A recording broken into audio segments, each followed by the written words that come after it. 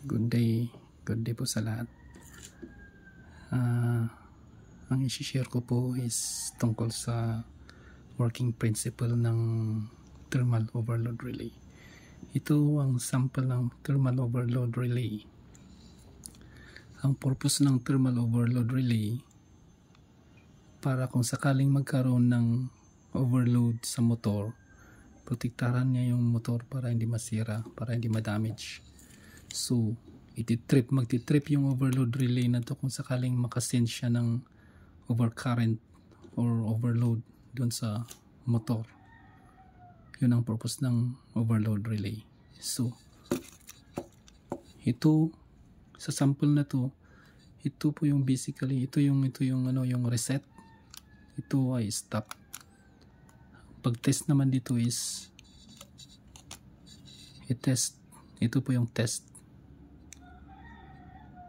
I-test, ipindutin lang siya, i-push lang siya, nag-test na siya. Tapos ito yung reset.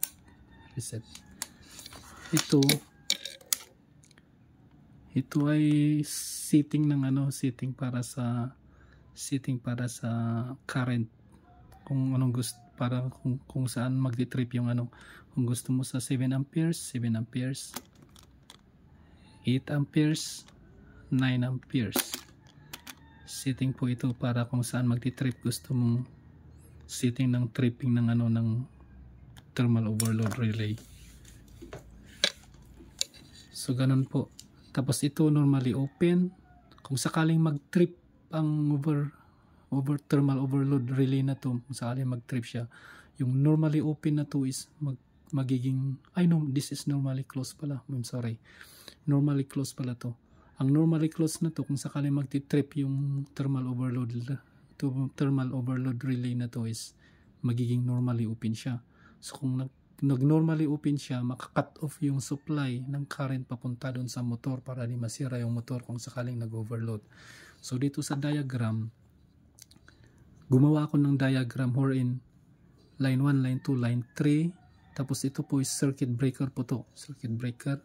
Ito yung magnetic contactor. Ito yung thermal overload relay. Dito yung motor.